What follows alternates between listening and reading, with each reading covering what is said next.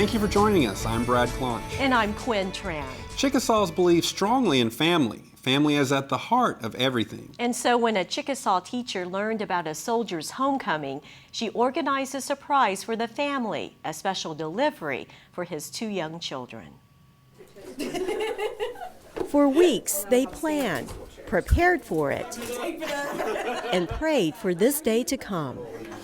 He's ready to see him. Staff Sergeant William Belville is home in Oklahoma. With the help of his daughter's teacher, Nikki McElhannon, Santa Claus and his elves.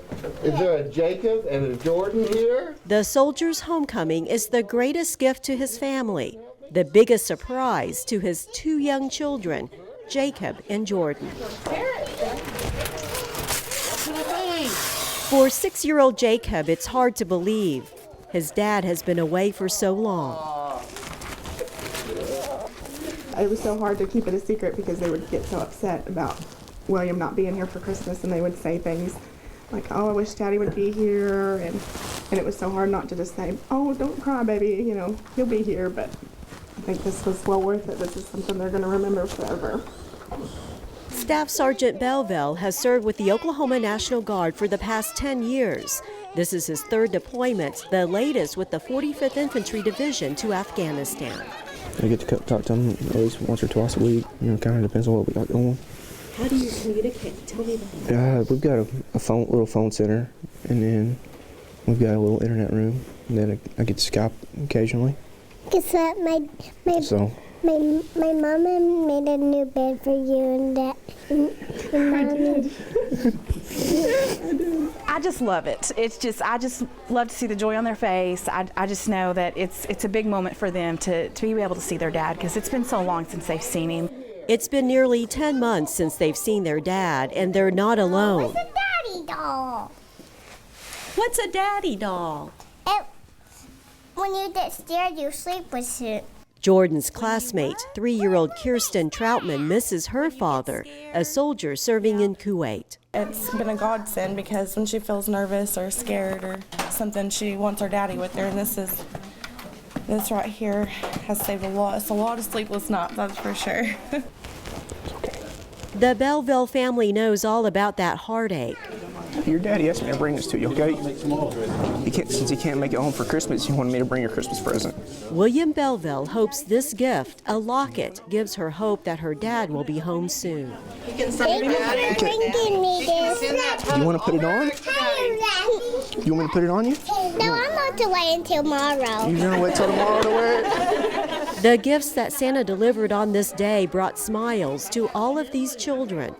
For this little Chickasaw boy, the greatest gift is his family together again. We'll cherish every day, every moment. The family hopes that the next time he returns home, it will be for good. Staff Sergeant William Belville is now back in Afghanistan. His family is praying for another homecoming sometime in the spring, if not sooner. You know, the teacher, Nikki McElhannon, said she couldn't have done it without Santa and his elves, including volunteers from the Chickasaw Nation's Division of Arts and Humanities. They helped with the huge gift box, decorating, wrapping, and delivering it. Our next story, Fitness Boot Camp. It's already underway for people who want to get in shape this year. The boot camp is an early morning workout program that gets folks stretching, running, and eating right. The Chickasaw Nation Wellness Center in Ada is offering the boot camp right now for beginners, people who have never experienced the workout. An intermediate program will be offered in February. This next program is a popular one with senior citizens. This month, arthritis water classes are being offered. It's a great way for participants to ease arthritis and get some exercise. The Arthritis Water Program is a 45-minute course that meets twice a week for 10 weeks. A land arthritis program will be taught in April, focusing on stretching exercises and low-impact aerobics. For more information on the boot camp, arthritis classes, or other programs that the Chickasaw Nation Wellness Centers provide, just call the number on your screen. The Chickasaw Nation has wellness centers in Ada, Ardmore, and Tishomingo. During these winter months, consider visiting an Oklahoma museum. Did you know that there are more than 550 museums in Oklahoma? You can find one in just about every county of the state. In Johnston County, there's a special museum that holds one of the largest collections of Chickasaw artifacts.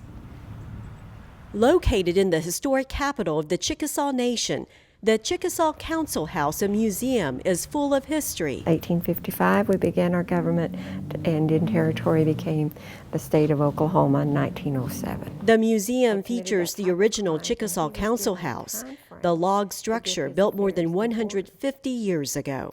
There are 3 gallery exhibits that showcase Chickasaw history and heritage. The story is told from the very beginning. They made their needles from wood and also from bone. Chickasaw artifacts are on display. Each item represents a time, a place, and the people of the Chickasaw Nation.